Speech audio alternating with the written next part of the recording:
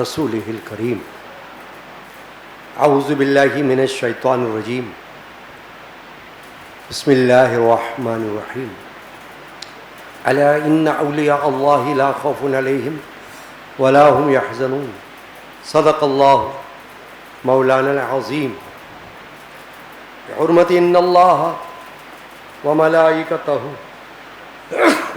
يصلون على النبي يا أيها الذين آمنوا صلوا عليه وسلموا تسليما اللهم صل على سيدنا محمد وعلى آلہ وصحبہ اجمعین۔ حاضرین کرام، ہر اتوار کو بعد نماز ظہر متصلاً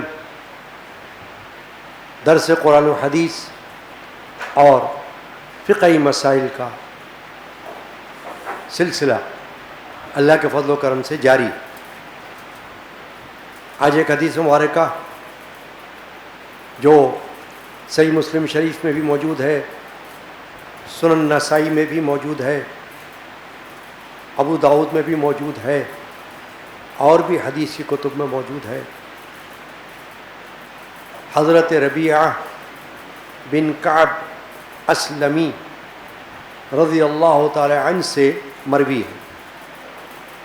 یہ وہ صحابی ہیں جو بارگاہ رسالت میں مقام قرب رکھنے والے ہیں۔ ویسے ہر صحابی مقام قرب رکھتا ہے، نزدیکی، مگر بعض ایسے صحابہ ہیں جو خاص خدمت پر رسول اکرم صلی اللہ علیہ وسلم کی مامور رہے ہیں۔ اس کی وجہ سے کیونکہ ان کا اٹھنا بیٹھنا صبح و شام رسول اللہ صلی اللہ علیہ وسلم کے ساتھ رہتا ہے، اس لیے وہ خاص قرب رکھنے والے ہیں۔ حضرت ربیعہ بن کعب اسلمی فقراء صحابہ میں سے ہیں۔ فقراء یعنی دو طرح کے صحابہ، ایک مالدار ایک نادار دنیاوی اعتبار سے۔ ربیعہ بن کعب اصحاب صفہ میں سے ہیں، یعنی نادار فقراء صحابہ میں سے۔ لیکن ظاہر ہے کہ ظاہری اعتبار سے کوئی کتنا ہی نادار ہو، مگر باطنی اعتبار سے اللہ کی بارگاہ میں اور رسول اللہ کی بارگاہ میں اس کا جو مقام مرتبہ ہے وہ تو کوئی محتاج بیان نہیں۔ حضرت ربیعہ بن کعب اسلمی اس حدیث کو روایت کر رہے ہیں، قال کنت آتی رسول اللہ صلی اللہ علیہ وسلم بوضوئہ و بحاجتہ۔ یہ کہتے ہیں کہ میں نبی اکرم صلی اللہ علیہ وسلم کی خدمت میں آپ کے وضو کے لیے اور قضاء حاجت کے لیے پانی لایا کرتا تھا۔ پانی لایا کرتا تھا یعنی پانی کا انتظام کیا کرتا تھا وضو کے لیے اور رفع حاجت کے لیے۔ رسول پاک صلی اللہ علیہ وسلم کی قضاء حاجت کے لیے پانی پیش کیا کرتا تھا۔ تو یہ ایک خدمت ہو گئی خاص، اور خدمت بھی ایسی کہ جو بہت بڑی خدمت تو اس اعتبار سے کہ اللہ کے رسول کی خدمت ہو رہی ہے۔ دین اسلام میں تو کسی کی خدمت بھی اجر و ثواب سے خالی نہیں ہوتی۔ ایک مسلمان کی دوسرے مسلمان کی خدمت کرنا وہ بھی اجر و ثواب سے خالی نہیں ہوتا۔ کہ جائے کہ اللہ کے رسول رحمت العالمین شافع المذنبین صلی اللہ علیہ وسلم کی خدمت وہ تو خوش نصیبی ہے، بہت بڑی نعمت ہے اللہ کی طرف سے جس کو مل جائے۔ تو یہ جو صحابی ہیں ربیعہ بن کعب اسلمی، ان کا نام ہے، یہ قبیلہ اسلم سے تعلق رکھتے تھے، ربیعہ بن کعب۔ ان کو یہ مقام حاصل تھا کہ یہ خاص رسول اللہ صلی اللہ علیہ وسلم کی یہ خدمت بجا لایا کرتے تھے۔ خدمت کوئی بھی ہو اجر و ثواب سے خالی نہیں ہوتی۔ اسی لیے علماء نے تصریح فرمائی کہ اگر کوئی عالم دین کی بھی خدمت کرتا ہے کسی طرح کی بھی، وہ خالی نہیں جائے گی، ضائع نہیں ہوگی، بارگاہ الہیہ میں اس کی بھی قبولیت ہے اور اس پر اجر و ثواب مرتب ہے، یعنی بے فائدہ خدمت نہیں ہے۔ روز قیامت ایک شخص ایک عالم دین کی خدمت کی وجہ سے اللہ کی بارگاہ میں مقبول کہلائے گا اور وہ اس کی سفارش کریں گے اللہ کی بارگاہ میں، اے باری تعالی، اس بندے نے دنیا میں میری خدمت کا بیڑا اٹھایا تھا، فی سبیل اللہ، صدق دل سے، خلوص نیت سے میری خدمت کیا کرتا تھا۔ گواہی دیں گے علماء، اولیاء اللہ، یہ گواہی دیں گے۔ اس لیے علماء نے یہ فرمایا کہ علماء اور اولیاء اور صوفیاء، ان کی خدمت بھی چاہے کسی طرح کی بھی ہو، بدنی ہو یا مالی ہو، وہ بے فائدہ نہیں ہوتی، اس کا بھی فیض قیامت میں ملے گا اور دنیا میں بھی ملے گا۔ اب یہ بیان کر رہے حضرت ربیعہ بن کعب اسلمی رضی اللہ تعالی عنہ کہ میں کیا کرتا تھا، نبی اکرم صلی اللہ علیہ وسلم کی خدمت میں، صبح ہو یا رات ہو، دن ہو یا شام ہو یا رات ہو، آپ کے وضو کے لیے اور رفع حاجت کے لیے پانی مہیا کرتا تھا۔ یہ بات ہو گئی۔ اب یہ کہہ رہے ہیں فقالہ، تو سرکار دو عالم صلی اللہ علیہ وسلم نے ارشاد فرمایا، سلنی، مانگو، یعنی مجھ سے کچھ مانگنا چاہتے ہو مانگ لو۔ یہ ایسا ہے کہ جیسے کوئی اپنی خدمت کے صلے میں خوش ہو کر خدمتگار کو کہے کہ تمہیں کچھ مجھ سے چاہیے، کوئی طلب ہے تمہاری، بیان کرو۔ تو اللہ کے رسول نے خود پوچھا، حدیث میں یہ نہیں ہے کہ انہوں نے کہا کہ یا رسول اللہ میں کچھ مانگوں، یہ نہیں ہے حدیث میں۔ حدیث میں تو یہ ہے کہ اللہ کے رسول نے پوچھا، سلنی، مانگو۔ حضور نے فرمایا کہ کچھ مانگو۔ کسی حدیث میں سل کے الفاظ بھی ہیں، وہ بھی مانگنے کی طرف اشارہ ہے، مانگو، سل، اور یہاں ہے سلنی کہ مجھ سے مانگو۔ قلت مرافقتک فی الجنت، یہ کہتے ہیں ربیعہ بن کعب کہ میں نے عرض کیا میں جنت میں آپ کا ساتھ مانگتا ہوں۔ سبحان اللہ و بحمدہ سبحان اللہ العظیم۔ دیکھیں ربیعہ بن کعب نے فوراً یہ کہا، کوئی اور بات نہیں مانگی۔ اللہ کے رسول صلی اللہ علیہ وسلم نے کوئی تخصیص یعنی کہ کوئی خاص چیز کا ذکر نہیں کیا تھا، بلکہ یہ فرمایا کہ مانگو، یعنی مطلق فرما دیا کہ مانگو۔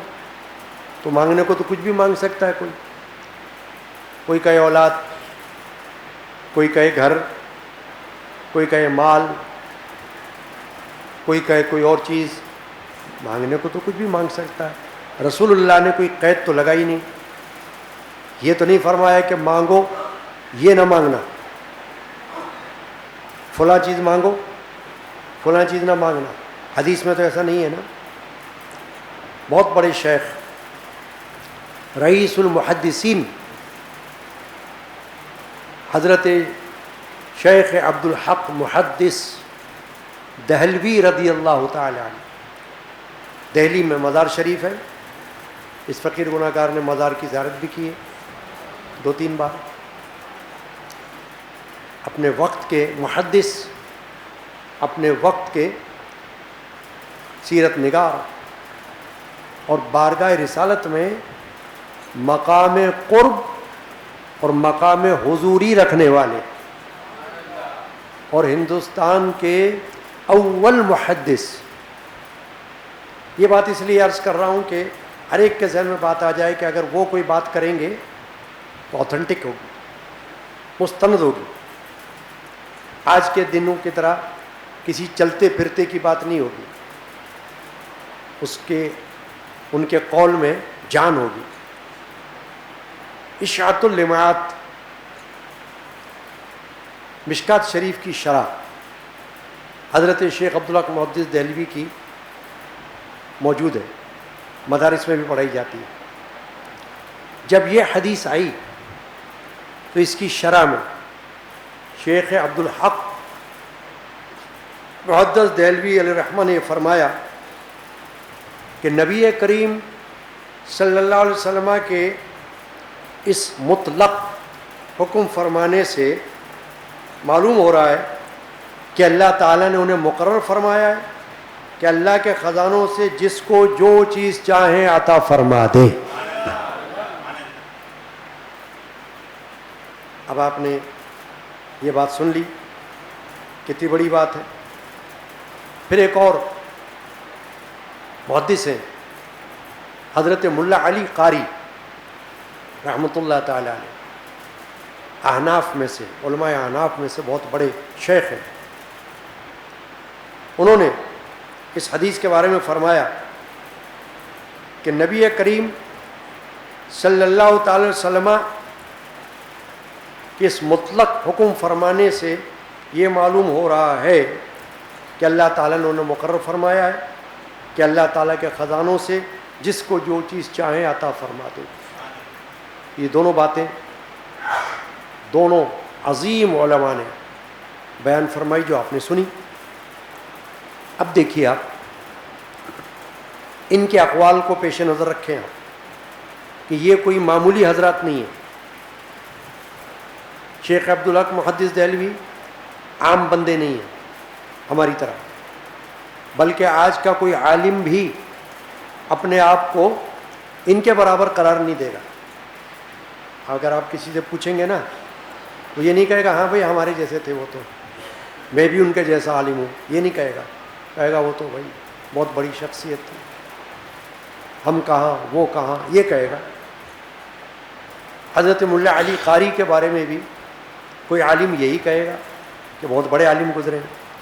اب یہ دونوں حضرات کے اقوال جو میں نے آپ کو بتایا, تو وہ یہ کہہ رہے ہیں کہ اللہ تبارک و تعالی نے حضور اکرم علیہ الصلوۃ والسلام کو دنیا میں کسی چیز کے عطا فرمانے کے لیے جو اختیارات دیے ہوئے ہیں اس سے معلوم ہو رہا ہے کہ مطلق اختیارات ہیں کہ جو چاہے دے دے,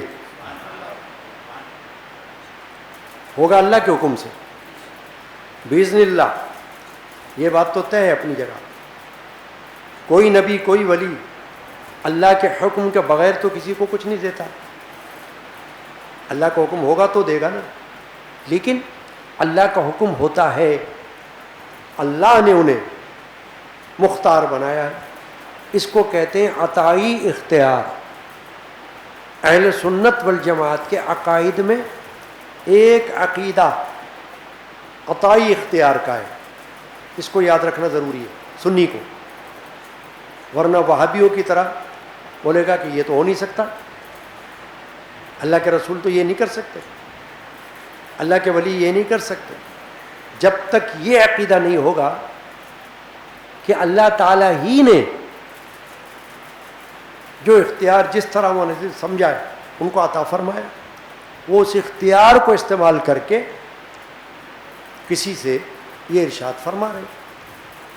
تو اللہ کے رسول کو اللہ تبارک و تعالی نے بے شمار اختیار عطا فرمایا جو ہمارے عقل سے بالا ہے, ہمارے فہم و ادراک سے برتر ہے. سمجھ میں نہیں آ سکتا ہمارے کتنا اختیار ہے. ایک حدیث پاک کو سن لیں.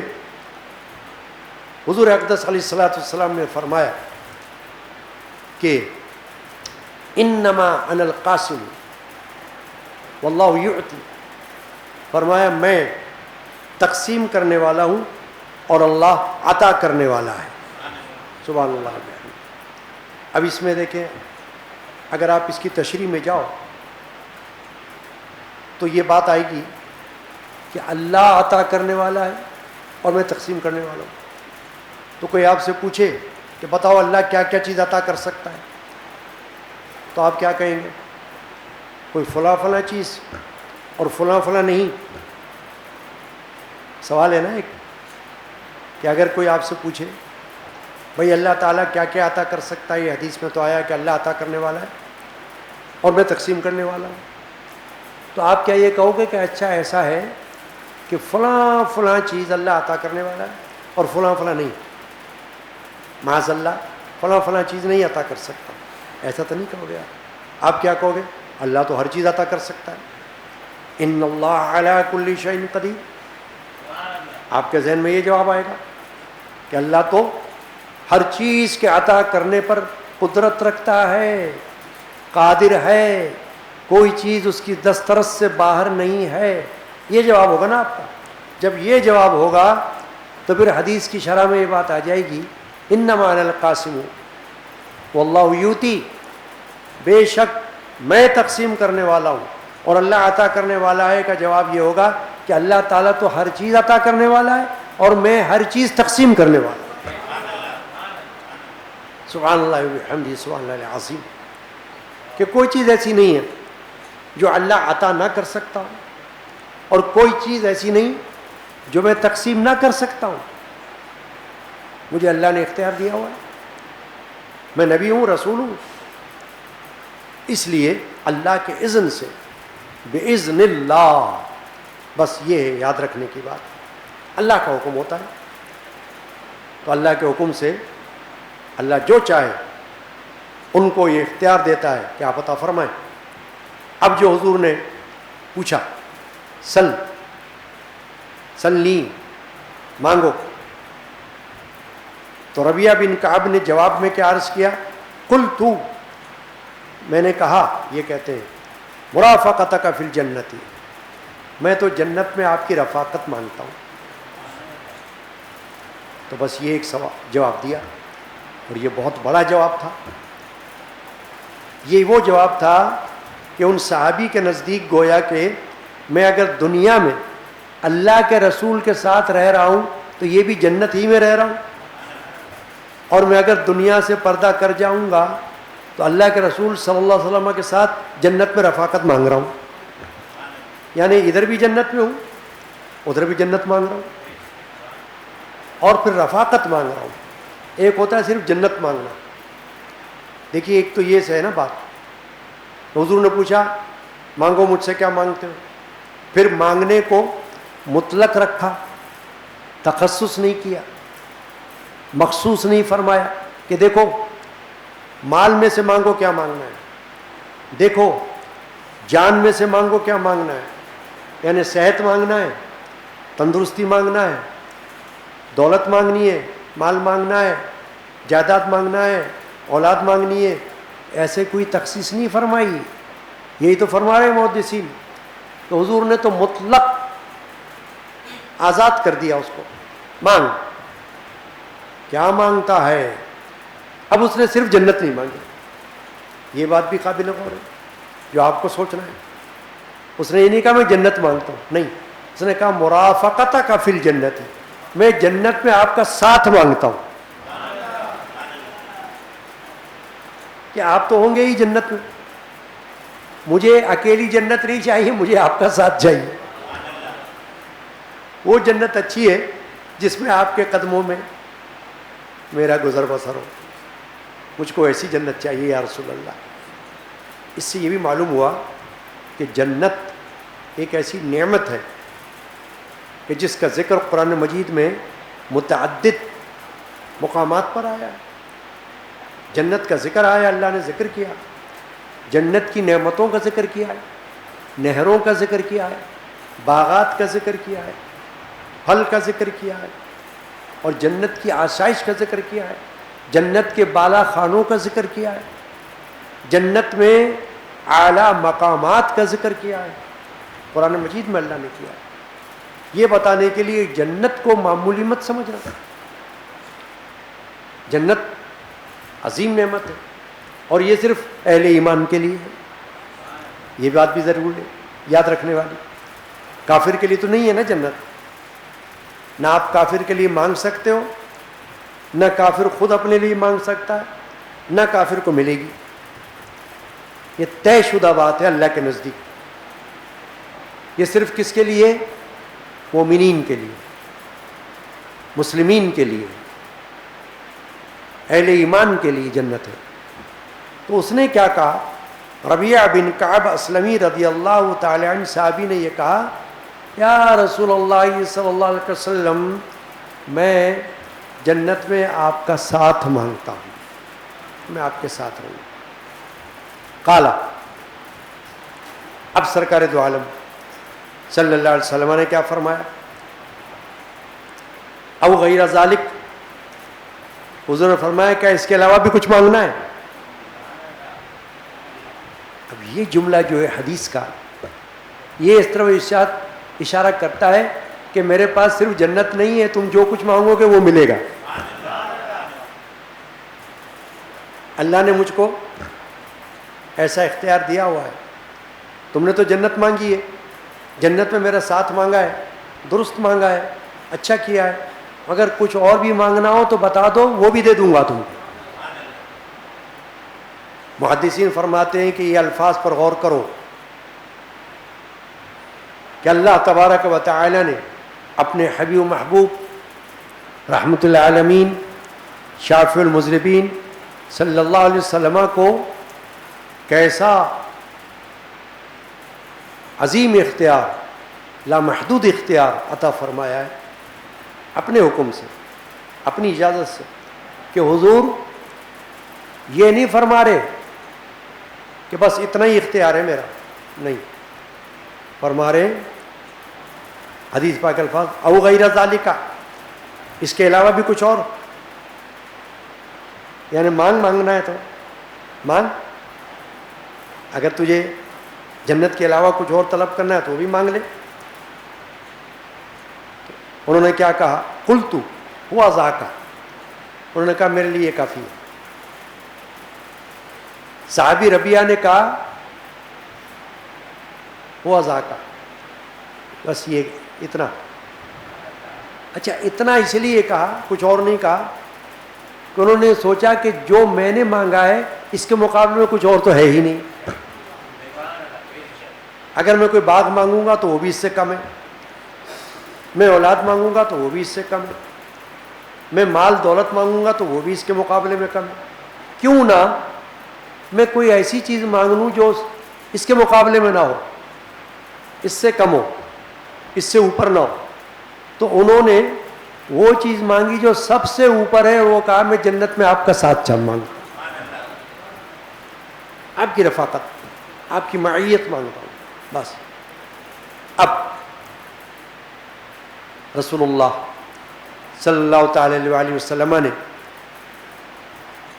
کیا فرمایا اس سے کہ جو تم نے مانگا ہے اس کے لیے تم کو کیا کرنا ہے؟ یہ بتا رہے ہیں حضور اکرم کہ آپ کو کرنا کیا ہوگا۔ بھئی وہ پہلے سے یہ خدمت تو کر رہے ہیں، حضور کے لیے وضو کا پانی دے رہے ہیں، حضور کے لیے رفع حاجت کے لیے پانی لا رہے ہیں، یہ تو خدمت کر ہی رہے ہیں نا پہلے سے۔ وہ اللہ کے رسول نے مزید کوئی اور خدمت کا ان سے مطالبہ نہیں کیا کہ اچھا کرو پھر آپ ایسا کرو، وضو کا پانی تو آپ لاتے ہی ہو، رفع حاجت قضاء حاجت کا پانی کا اہتمام تو آپ کرتے ہی ہو، اب ایسا کرو کہ اب یہ بھی کر لو، اب وہ بھی کر لو، یہ نہیں فرمایا، بلکہ ایک بات فرمائی، کیا؟ فَعِنِّي عَلَىٰ نَفْسِكَ بِكَثْرَةِ السُّجُودِ، حضور نے فرمایا اچھا پھر ایسا کرو کہ سجدوں کی کثرت سے میری مدد کرو۔ سبحان اللہ، سبحان اللہ عظیم، یعنی عبادت کی طرف لگے رہو میرے ساتھ، میں بھی سجدے والا ہوں، سجود کی کثرت ہے میرے پاس، فرائض نمازوں کے سجدے، واجب نماز کے سجدے، سنت نمازوں کے سجدے، نفل نمازوں کے سجدے، سجدہ تلاوت، سجدہ شکر، تم بھی سجدوں میں لگ جاؤ۔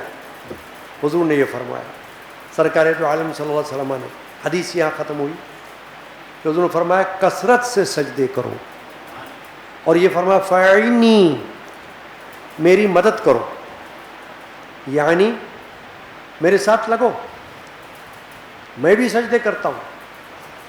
اب سجدے کی طرف اشارہ ہو گیا، اس لیے علماء نے، محدثین نے فرمایا کہ یہ بھی پتہ چل گیا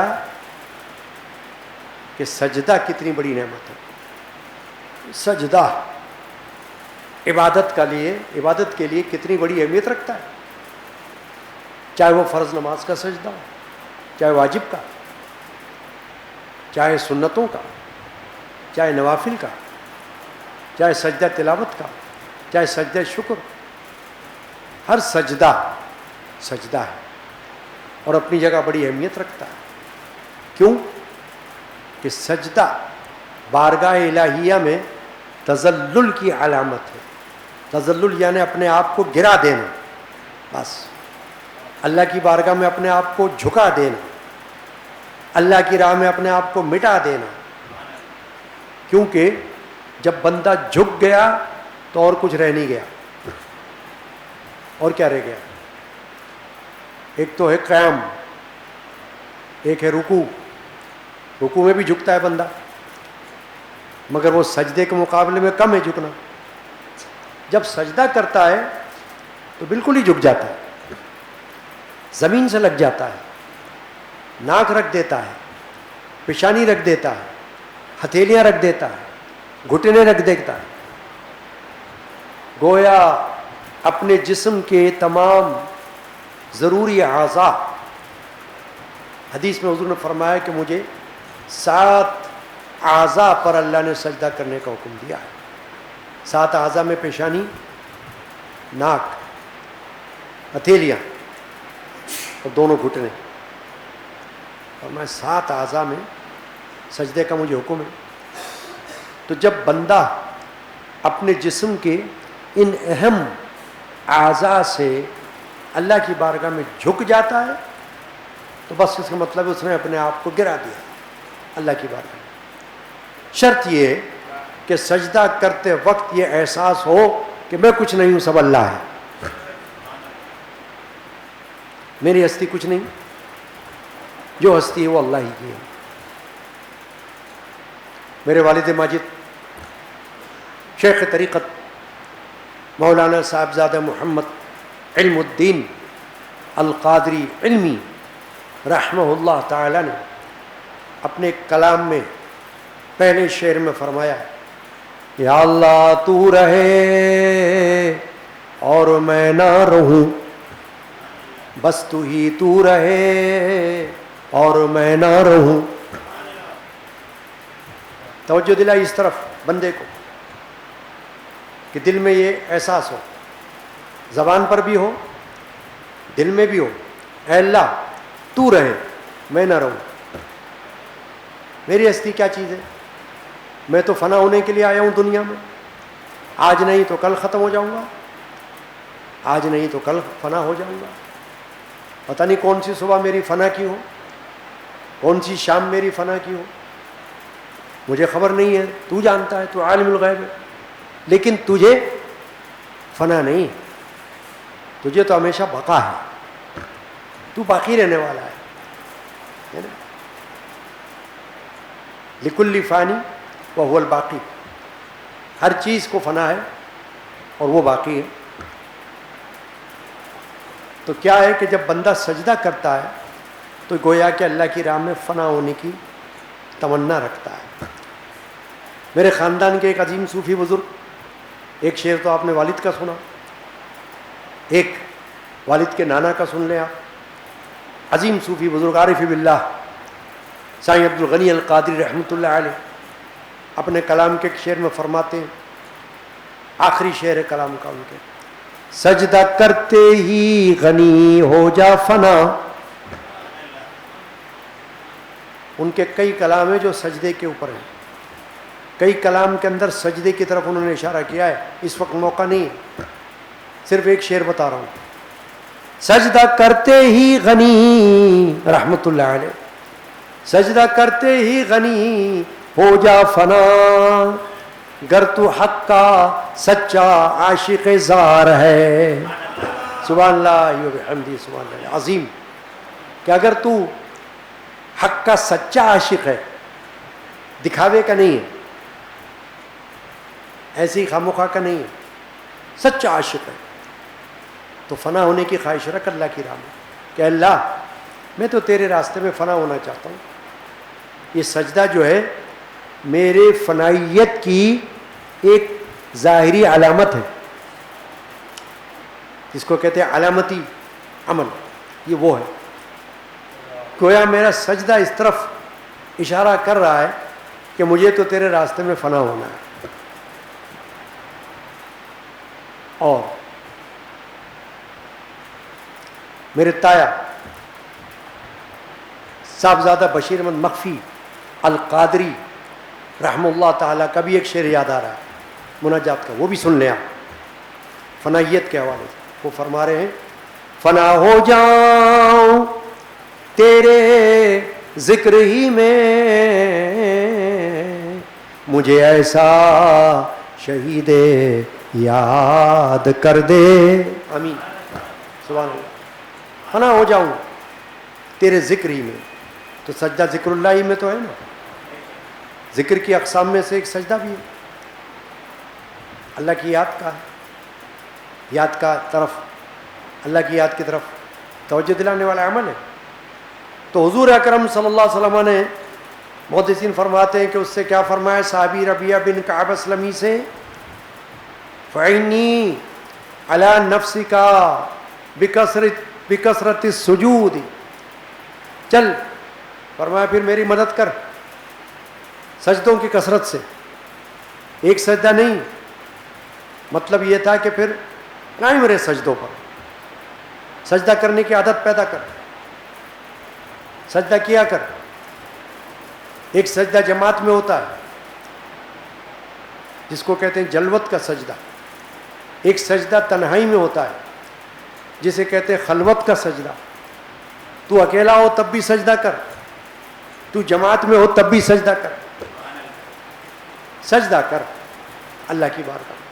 اب سجدے میں بندہ جب جاتا ہے تو دو باتیں ہیں. اگر فرض نماز کا سجدہ ہے تو اس میں تو کوئی قرأت بھی نہیں ہے، تلاوت بھی نہیں ہے، اس میں صرف تسبیح ہے، اور وہ تسبیح بھی مخصوص ہے. وہ تسبیح بھی مخصوص ہے. کون سی؟ سبحان ربی الاعلی، پاک ہے تو میرا رب، تو اعلیٰ ہے. سبحان ربی الاعلی، پاک ہے رب، اعلیٰ ہے. یہ تسبیح پڑھی جاتی ہے. لیکن اگر نفلی سجدہ ہو، اس میں اللہ کے رسول نے خود بھی عمل کیا اور ارشاد بھی فرمایا کہ اگر کوئی نفلی سجدے میں تسبیح کے علاوہ کوئی دعا کرنا چاہتا ہے تو کرے. اگر آپ عربی میں دعا کرنا چاہتے ہیں تو عربی میں کر لیں، اور اردو میں دعا کرنا چاہتے ہیں تو اردو زبان میں کر لیں. نفلی سجدے میں جیسے اگر کوئی صرف خالی سجدہ کر رہا ہے تو کوئی بھی دعا کر سکتا ہے. اور نفلی نماز کا سجدہ ہے تو اس میں تسبیح کے علاوہ کوئی بھی عربی کی دعا آپ پڑھ سکتے ہیں. ایک سے زیادہ بھی پڑھ سکتے ہیں اکیلے میں. ظاہر ہے کہ جب بندہ اکیلا نماز پڑھ رہا ہوتا ہے تو قید تو ہے نہیں کتنا لمبا سجدہ ہو. آدھا دن سجدے میں پڑے رہو، کون روک رہا ہے نا؟ تو پڑھ سکتے ہو آپ دعائیں. نفلی نماز کے سجدوں میں دعائیں ہو سکتی ہیں. اب اس کے علاوہ یہ باتیں جو اس حدیث میں معلوم ہو رہی ہیں وہ کیا معلوم ہو رہی ہیں؟ ایک تو یہ بھی بالواسطہ معلوم ہو رہا ہے کہ ربیہ بن کعب اسلمی کو اللہ کے رسول نے ان کے دنیا ہی میں جنت کی بشارت سنا دی. کیونکہ جب اس نے یہ مانگا مرافقتک فی الجنت کہ اللہ کے رسول میں آپ سے جنت میں رفاقت مانگتا ہوں آپ کی، تو حضور نے یہ نہیں فرمایا جواب میں کہ نہیں ایسا نہیں ہو سکتا. اس کا مطلب حضور نے قبول کر لیا. جب قبول کر لیا تو پھر ثابت ہو گیا کہ حضور نے ان کو جنت کی بشارت دے دی کہ آپ جنتی ہو, آپ جنت میں جاؤ گے بھی. پھر حضور اکرم علیہ الصلوۃ والسلام نے رفاقت کی نفی نہیں فرمائی. حدیث میں کہیں ایسا ہے تو حضور نے فرمایا جنت تو ملے گی تمہیں, میرا ساتھ نہیں ہوگا, اس کی میں کوئی بشارت نہیں دیتا آپ کو, کوئی ضمانت نہیں دیتا. یہ تو نہیں فرمایا نا حضور نے. حضور نے جواب میں صرف یہ فرمایا کہ پھر میری مدد کر سجدے کے ساتھ, سجدوں کی کثرت کے ساتھ. تو گویا کہ حضور اکرم علیہ الصلوۃ والسلام نے ان کو اعلان کر دیا کہ ٹھیک ہے تیری طلب مقبول ہو گئی اللہ کی بارگاہ میں اور میری بارگاہ میں بھی, کہ تجھے جنت ملے گی. نہ صرف جنت ملے گی بلکہ میری رفاقت بھی ملے گی, میرا ساتھ بھی ملے گا. جا خوش ہو جا. تو آج کی حدیث پاک کے درس میں معلوم ہو گیا کہ اللہ کے رسول کو, اپنے حبیب محبوب کو باری تعالیٰ نے بڑے اختیارات عطا فرمائے. اس اختیارات کی بنا پر کوئی حضور سے مانگ سکتا ہے. چنانچہ اگر کوئی اللہ کے رسول سے کچھ مانگے تو یہ کفر نہیں ہے, یہ شرک نہیں ہے. صرف عقیدہ کیا ہونا چاہیے کہ میں جو حضور سے مانگ رہا ہوں اس کو عطا کرنے کا اختیار اللہ ہی نے ان کو دیا ہوا ہے. جن لوگوں کے سمجھ میں یہ بات نہیں آتی وہ مانگنے والے کو کبھی کافر کہہ دیتے ہیں, کبھی مشرک کہہ دیتے ہیں, کیونکہ ان کی عقل کے اندر یہ بات نہیں آتی نا, جاہل ہے. تو وہ کہتے ہیں کہ کیوں مانگ رہے ہیں. اب یہاں تو صحابی جب حضور سے مانگ رہے ہیں اور حضور خود اس سے یہ کہہ رہے ہیں کہ مانگ, سلنی مجھ سے مانگ, تو حضور تو خود اس کو یہ دعوت دے رہے ہیں کہ مجھ سے مانگ. اگر یہ دعوت کفر اور شرک و معاذ اللہ, تو کیا آپ اللہ کے رسول سے یہ گمان کرتے ہیں کہ وہ کسی کو کفر کی اور شرک کی طرف بلائیں گے؟ نہیں کر سکتے نا بھائی. کسی عالم کی طرف آپ کر سکتے ہو, یہ عالم نے جو ہے نا کفر کی طرف بلایا ہمیں. لوگ کرتے ہیں دنیا میں, فلاں عالم نے ہمیں شرک کی طرف بلایا, ہمیں یہ بات کہی یہ تو کفر ہے تو شرک ہے. بھائی عالم کے لیے تو کہہ سکتے ہو, لیکن افضل الانبیاء کے متعلق کیسے کہو گے؟ رحمت اللہ عالمین کے بارے میں کیسے کہو گے؟ شافی المذنبین کے بارے میں کیسے کہو گے؟ خاتم النبیین کے بارے میں کیسے کہو گے؟ بتاؤ. افضل البشر کے بارے میں کیسے کہو گے؟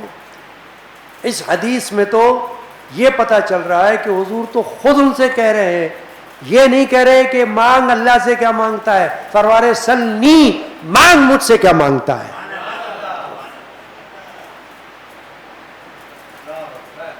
الفاظ پر غور کرنا بڑا ضروری ہے, حدیث کے الفاظ پر. یہ نہیں فرمایا مانگ اللہ سے کیا مانگتا ہے, فرمایا مانگ مجھ سے کیا مانگتا ہے. تو مطلب یہ ہوا کہ جو تو مجھ سے مانگے گا وہ اللہ کے حکم ہی سے تو دوں گا. اللہ ہی نے تو مجھ کو دیا ہوا ہے, اذن دیا ہے, اختیار دیا ہے. جب میں تجھ سے کہوں کہ مجھ سے مانگ تو اللہ کے حکم سے کہہ رہا ہوں. جب تو مجھ سے مانگے گا تو میں اللہ کے حکم ہی سے دوں گا. بغیر اللہ کے اذن کے, بغیر اللہ کی مرضی کے, بغیر اللہ کی عطا کے تو میں نہیں دوں گا. آپ نے تو اس پورے درس کے اندر اشارات سن لی, اس کے بعد بھی اگر کوئی دماغ میں خناس بھرا ہوا ہو تو اس کا کوئی علاج نہیں ہے. پھر آپ نے دو بڑے محدثین کے اقوال سن لیے. محدث بھی ایسے کہ جو آج کے علماء سے کہیں افضل, ان کے سردار ہیں, رئیس المحققین, رئیس المحدثین شیخ عبدالحق محدث دہلوی کا قول پڑھ لیا, سن لیا آپ نے. میں نے قول پڑھ لیا ان کا اشاعت اللمعات کے حوالے سے, ان کی شرح کے حوالے سے, جو انہوں نے حدیث کی شرح لکھی ہے اس میں یہ فرما دیا انہوں نے اس حدیث کی شرح میں. تو کون کہہ رہا ہے یہ بات؟ میرے جیسا کوئی ناکارہ بندہ نہیں کہہ رہا, شیخ عبدالحق کہہ رہے ہیں, محدث یعنی کہ محدثین کے استاد, محدثین کے سردار, محدثین کے شیخ وہ فرما رہے ہیں کہ اللہ تبارک و تعالی نے حضور کو مطلق اختیار دیا ہے کہ جو چاہے عطا فرما دے. پھر علماء احناف میں اسم اللہ علی قاری رحمہ اللہ تعالی وہ یہ فرما رہے کہ اللہ تبارک و تعالی نے حضور کو مطلق عطا کیا اختیار، جو چاہے عطا فرما دے. یہ بات ہے. حضور کے خزانوں کا ادراک کیا ہم جیسوں کو ہو سکتا ہے؟ نہیں ہو سکتا. ہم جیسے گنتی کر سکتے ہیں کہ اللہ نے یہ دیا حضور کو اور یہ نہیں دیا؟ نہیں کر سکتے. بے شمار خزانے اللہ کے، ہم کیا شمار کریں؟ اس لیے قاعدہ اور کلیہ، وہ جو حدیث میں نے دوران درس بیان کی، اس کی روح سے یہ سمجھ لینا چاہیے کہ جب حضور اکرم علیہ الصلوۃ والسلام نے فرمایا کہ میں قاسم ہوں، تقسیم کرنے والا، اور اللہ عطا کرنے والا ہے، تو بس اس پر عقیدہ رکھنا چاہیے کہ اللہ تو ہر چیز عطا کرنے والا ہے اور ہر چیز عطا کر سکتا ہے، تو پھر اللہ کے رسول ہر چیز تقسیم بھی کر سکتے ہیں. اللہ تبارک و تعالی آج کی حدیث پاک کو اور آج کے درس کو ہم سب کی طرف سے قبول فرمائے. جو کچھ ہم نے اس وقت پڑھا اور سنا، اس کو بھی اللہ تبارک و تعالی قبول فرمائے. صلی اللہ تعالی علی محمد وعلی آلہ وصحبہ وعلی بیتہ اجمعین. یا اللہ آج کے درس کی حاضری قبول فرما. جو کچھ ہم نے حدیث پاک سنی ہے، اس کو حضور نبی کریم رؤوف رحیم صلی اللہ علیہ وسلم کی بارگاہ اقدس و مقدس و مطہر میں نظر فرما. حضور کے تمام صحابہ کرام کی بارگاہ میں نظر فرما. حضرت ربیعہ بن کعب اسلمی جن کی یہ حدیث اس وقت روایت کی گئی، ان کی بارگاہ میں اس حدیث کو نظر فرما. نظر فرما کا مطلب ہے ثواب پہنچا. یا اللہ تابعین تبع تابعین کی بارگاہ میں نظر فرما. سیدنا غوث اعظم رضی اللہ عنہ کی بارگاہ میں نظر فرما. تمام اولیاء اللہ کی بارگاہ میں نظر فرما. ہمارے مرشدان پاک کی بارگاہ میں نظر فرما. ان کی بارگاہ میں اس کا ثواب عطا کر، اور ہم سب کے نام اعمال میں اجر و ثواب داخل کر. اے اللہ اس کے وسیلہ سے ہماری مشکلات حل فرما، ہماری جائز مرادیں پوری فرما، ہماری حاجتیں پوری فرما. اے اللہ ہماری دعائیں قبول فرما. آمین. اور ہمیں عبادت کی، ریاضت کی توفیقیں عطا فرما. آمین. اللہم ربنا سجدوں کی توفیق عطا کر، نمازوں کی توفیق عطا کر. آمین. اور اس پر ہم کو قائم رکھ، استقامت عطا کر. آمین. صلی اللہ تعالی علی سیدنا محمد وعلی آلہ وصحبہ اجمعین برحمتک یا ارحم الراحمین. لا الہ الا اللہ. جزاکم اللہ.